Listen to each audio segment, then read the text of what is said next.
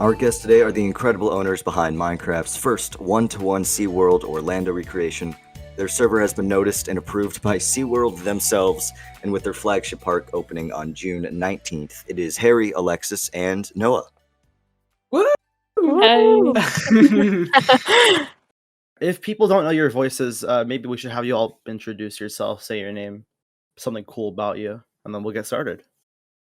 All right, my name's Alexis. I'm one of the owners of SeaCraft, and I mainly focus on building.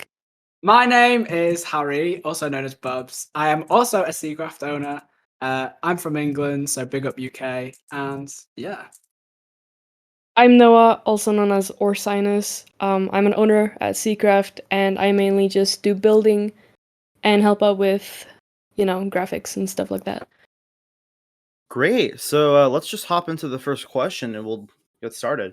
So to start off, SeaWorld isn't a very commonly recreated park in Minecraft. You know, when you go into Minecraft recreations, you'll always see a Disneyland or a Disney World, Universal, and you don't see SeaWorld very often. So what made you choose that park over another recreation that's more popular? So, to start, we were originally a part of an older SeaWorld server that did a lot of different versions of SeaWorld, not in the same scale that we have. And each of us are very passionate about like cetaceans and even the park itself. When I was younger, I always went to SeaWorld, and I know Harry has as well. And for us, creating SeaWorld, we had that knowledge of being able to do it. We've seen a lot of servers attempt to do SeaWorld, but not in the same way that we have. So seeing like a bunch of Disney servers being created, we wanted to do a different path. We originally went down a completely different path earlier 2020 with Cedar Fair, but we kind of stopped that project because we weren't as into it. It was kind of keep catching up to us, and we took a break, and then we kind of came back and regrouped. And the other owner, Alexis, as well, she kind of came back into the picture with everything, and we kind of just started SeaWorld again. And you say it's different than other server recreations. Can you elaborate on that? Well, like you said, like Disneyland, Disney World, and Universal, there's always seems to be clones of these theme parks being recreated, and SeaWorld just never has been done. And like I already said, people that do attempt SeaWorld servers, I never really see them happen as much as I'd like to see them happen. I'm not trying to diss on anyone that has attempted them, but Don't burn bridges already. I mean, to be fair, I think it's great that like a lot of people are really interested in Disney because obviously it's it's a huge thing. But personally for us, if we were to branch out of like SeaWorld, like Disney and stuff, I don't think we are as passionate about Disney as we are about SeaWorld. So it's more a thing about like us four as owners. We're just kind of interested in it, and like not enough people are passionate about SeaWorld to make a SeaWorld server. So that's probably why we're one of the only ones, and we're probably the first as well to have a one-to-one scale recreation of SeaWorld Orlando, because one-to-one has always kind of, there's a term that's kind of been tossed around, but recently, like a lot of people have found multiple different ways of like getting different points of like Google Maps and stuff like that, Google Earth, using like point locators and stuff like that. So it's all come to like this crazy thing where everyone's suddenly doing one-to-one, which is really cool. It's really cool to like see what other people do. But I genuinely think we're the first to fully complete the park, which is pretty sick. Yeah, I have to say, with the level of thought and detail that you guys are definitely putting into your park, I do want to ask, and I do wonder, just how exactly many people are working on the project, and what's kind of the history like? How did you start it, and how did you grow your team to where it is today? So our team has come from a lot of different places. We've met a lot of people. So like I said, Cedar Fair, we've been a part of other theme park servers. We made a lot of friends. And, like being a part of servers has come and gone a lot. Just, gaining experience and learning about other theme parks and all that. And when you find those people that you just get along with and have a great time with, then having that structure has led to a lot of other people being interested. Our team is currently about 50 players.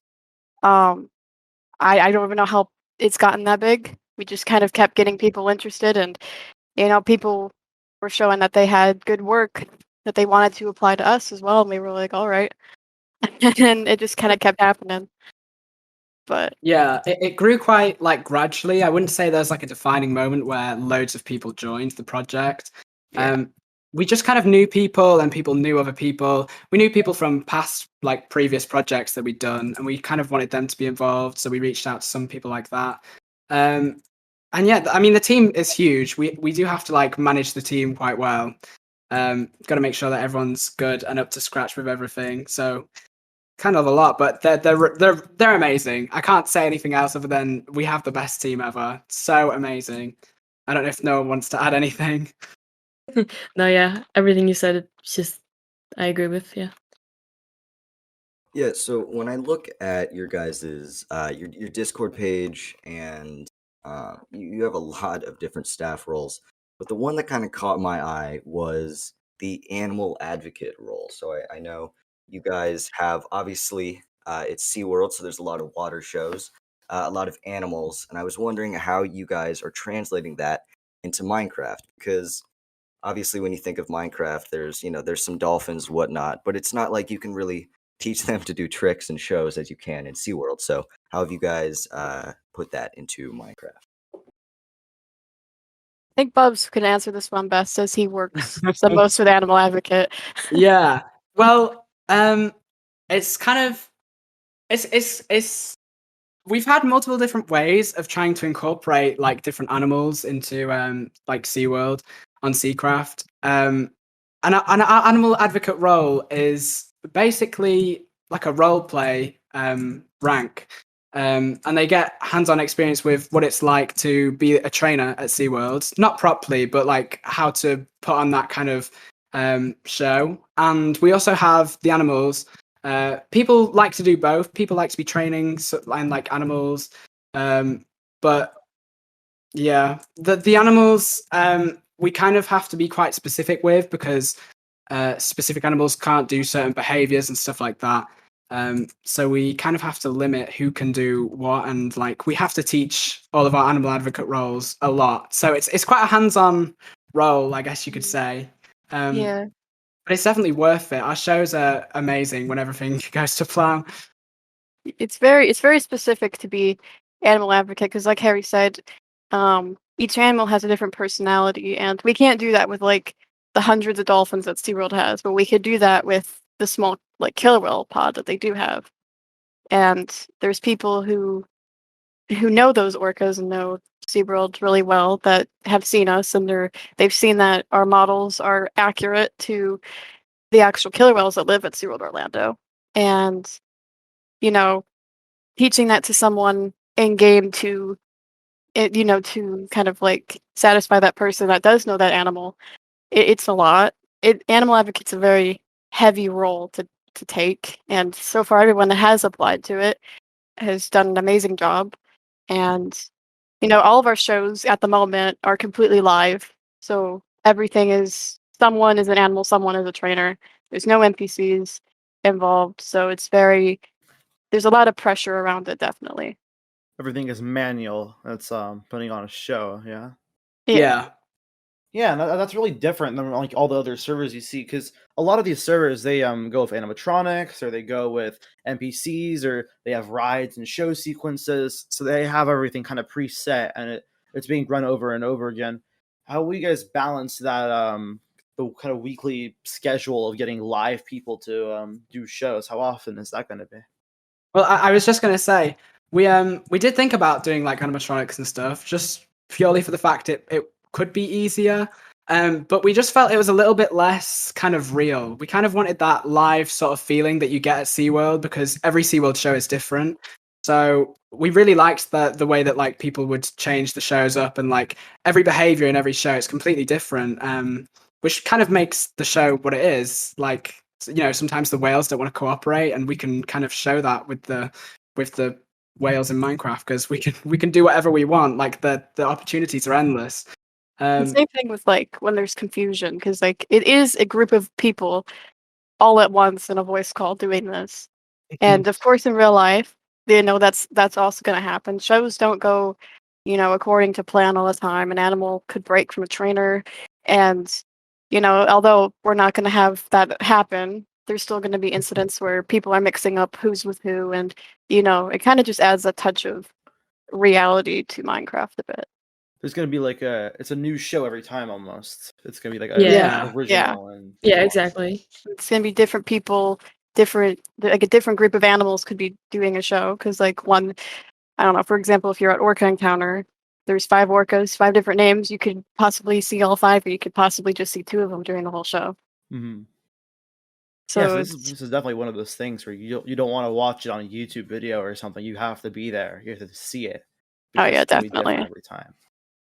Yeah, and you're also going to get a different group of people who are running those said shows. So you never know when like someone's going to be a little bit more generous too, with people coming down and actually meeting the animals as well. So there's always an opportunity for something completely new just being kind of thrown in the air and kind of just ran with. So for speakers, like in SeaWorld shows, there are speakers that talk to the audience, right? And they make announcements and they kind of show off the show. Is that going to be in a Discord voice channel, or is that using an in-park audio on the audio server? How is that going to work? So there's a lot of audios like on YouTube and stuff, and we kind of have rehearsed with like multiple different types. So we'll use different types of audios for shows, just for the sake of keeping people from actually doing public speaking, because we do have a question on our application that asks about public speaking, if they're comfortable or not with it, Mhm. because we're not going to if people want to do the role, they don't have to public speak, because it's Minecraft. It's not that big of a deal. Yeah. But for personal, like one-on-one animal encounters, or like a group of people, we will have Discord VCs available once you sign up for like a Killer Whales Up Close tour, or meet dolphins at Dolphin Nursery, for example. So this is gonna be very hands-on, very in-depth kind of. Yeah, and every person that's doing these encounters like tends to have a lot of knowledge with SeaWorld and the specific animals as well. So you're not just like being told about a killer whale, like you're being told about a specific killer whale as well. Yeah, so it sounds like there's a lot of shows and a lot of things to do. So what can guests expect when it opens on June 19th? With me operating. Well, well, there's a lot of shows and a lot of different encounters that people can see. It's not just animals as well. We have like other rides and like attractions and stuff, which is really exciting. We also have some fireworks, maybe possibly coming. So that'll be really cool. But yeah, there's a lot of shows. They're going to be run throughout the day, so time zones won't be an issue, because you should be able to hop on and see at least one show. But yeah, we've got a lineup coming, and it'll be released soon. But until then, you'll have to guess. Yep. The schedule for the opening date will probably be out by this time though. By the time that this podcast is out. Yes. So go check. Speaking of going to check, if you actually do want to go check right now, we're going to take a short break, but we will be back in just a bit. And we are back. So, before the break, we were talking a little bit, obviously, about your server and about staff, and working on a recreation such as, Disney or Universal. Oftentimes, it's hard for your server to stand out, or perhaps, even get the attention of, a corporation as big as Disney. But I have a tweet pulled up here, and it's SeaWorld retweeting one of your tweets and complimenting SeaCraftMC. So I have to say, how did it feel to be noticed and applauded by SeaWorld itself? Well, it was a very rewarding moment, I guess, for us. After all of this like hard work that we put into the server, to see actually SeaWorld itself, acknowledge it. It was very it was a very fun moment for us. And it was a big day, because at the time that it happened, like I'd say like the park wasn't even like half complete.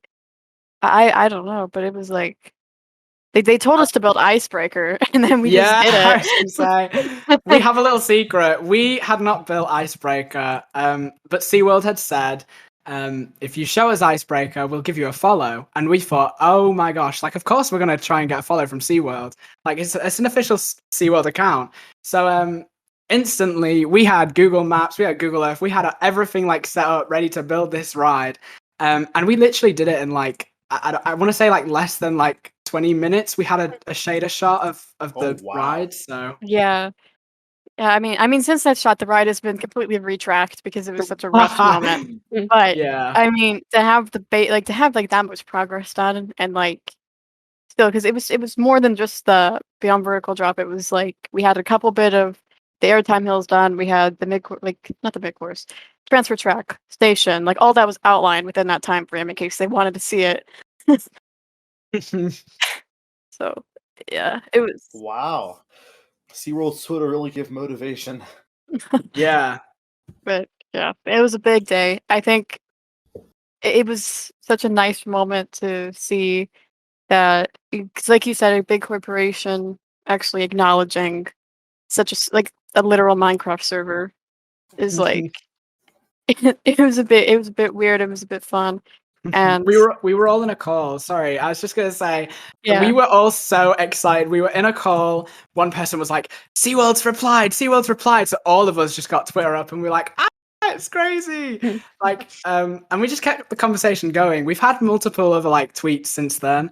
With SeaWorld, just kind of they respond to, like, when we send them pictures of our park. So it just feels really nice that they approve of it, and it's like it's just something that we've worked hard on. It feels like it's got recognition from the main people that we're like building. So it's just amazing. It's been amazing. I love the fact that SeaWorld are willing to do that. I've not seen many other big companies do that, but maybe that's just me not seeing it. No, I haven't either, really. A lot of these servers go on like ignored by the likes of Disney, Universal, and all those other big theme Yeah, parks. So it's really cool definitely. that SeaWorld's willing to do that. You can also put in your marketing materials now certified by SeaWorld. Sponsored by SeaWorld themselves. Unpaid sponsorship. Yeah. It's Or like a marketing for them. partnership. But yeah. We're advertising for them. Oh, yeah. All right. Well, speaking of SeaWorld, and how we were talking about how theme parks don't really notice these Minecraft recreations. Let's go into some other recreations. Will you ever do any Disney recreation or Universal one, or other SeaWorld recreations from all over the world? Do you see yourself doing any other recreations of other theme parks? I'll let Alexis answer Yeah. this. All right. So in our trailer, we did tease the upcoming 4 projects that we've confirmed. So our next 2 projects, which we haven't actually released what they are yet, they're gonna be much smaller because just to give every team a little bit of a mental break from recreating an entire theme park within like 5 months. We're gonna be doing Discovery Cove and Aquatica, which will all be within the same map as SeaWorld.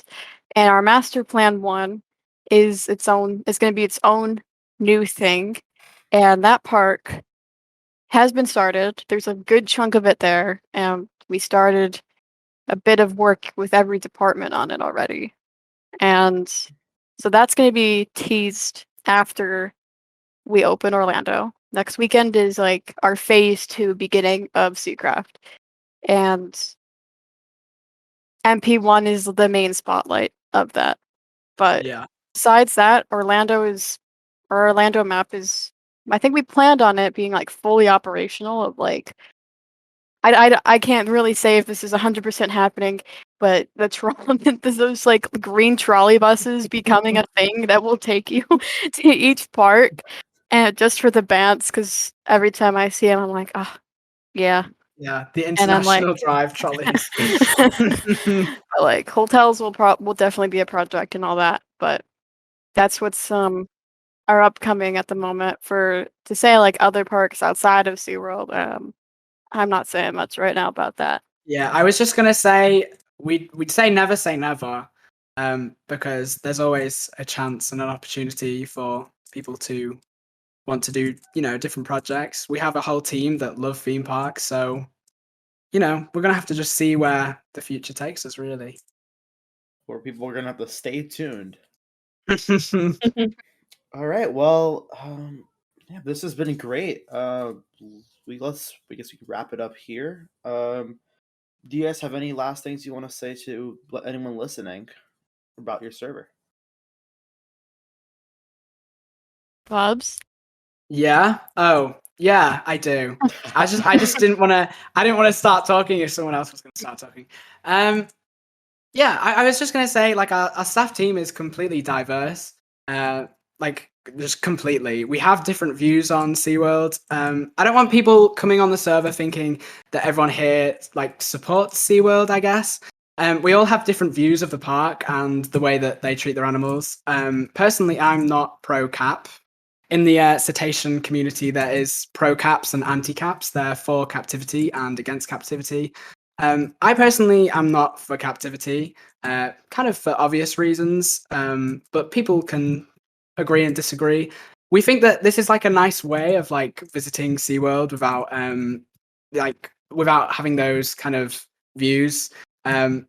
It's a nice escape, especially for people with travel restrictions right now who can't make it to SeaWorld. So it's a really good way of just experiencing the park without actually being there. So I'm sure Alexis will expand or agree.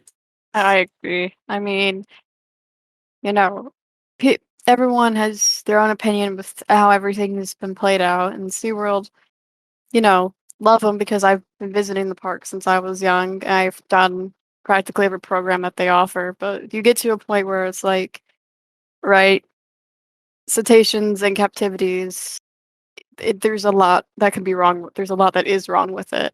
And offering an alternative while still having the theme park community acknowledging it, because we have our coasters, and like if you don't care for the killer whales, like we have Mako. So Yeah. And we're welcome to like all ideas and debates and stuff. It's just when things get a bit out of hand or a bit like trollish that we kind of have to take control. But other than that, people have different ideas and perspectives on SeaWorld, and we're totally, we know that. There's no disguising that. So when we open, we're just gonna have to see and make sure everything runs smoothly. On the server, it won't be actual animals, so maybe people will be able to enjoy that regardless of their opinions, hopefully. Yeah. Yeah. and we've also been using the platform as well to kind of spread acknowledgement of like southern resident killer whales and other environmental issues. And we're hoping that as we grow, we'll be able to do more and more with that. Yep. So our main focus as of now, well, yeah, that has been, is spreading awareness on behalf of the southern resident killer whales who are critically endangered. And yeah, we hope that people can learn something and take action from that. Yeah, as much as we want people to like enjoy like all the entertainment, the shows, the attractions, the rides, like everything like that, we also kind of want people to be aware of, the real life issues. So we have completely new things coming soon for that as well. Like we want a range of different experiences to do with whales and stuff like that. So just gonna have to stay tuned for all of that fun stuff. Yep, we have some very exciting things planned. Yeah. And speaking of what's coming soon, I just wanted to let the viewers know. I mean, your park opens June 19th. If you want to just tell them a little bit about where they can find SeaCraft. Yeah. You can find us on practically every social media platform, Twitter, Instagram. We stream on Twitch. We have YouTube. Make sure to join our Discord if you want more updates, spoilers. And that's basically where you can find most of our information. Yep, so our Discord is basically like the hub for everything SeaCraft. So if you want to see spoilers of future parks or future projects, then Discord is definitely the place that you want to be at. Yep, just at SeaCraftMC on like every single social media. We will have all of that linked in the description for you as well. And I believe that is it. Make sure to go check out SeaCraft when it opens on June 19th. And thank you all so much for joining us. Thanks, guys. Thanks for having us. Thank you. Be sure to check out the MCTPTimes on Twitter and Instagram at MCTPTimes. And head to our Discord server in the description below, MCTP Hub, where there's advertising and updates on articles very frequently. Thank you so much for listening to the MCTPcast. Be sure to check us out on Spotify and YouTube and all the other places you listen to podcasts. If you go on to Spotify, you can receive podcasts a day early. Thanks for watching, and thanks for sticking with us. We'll see you next time.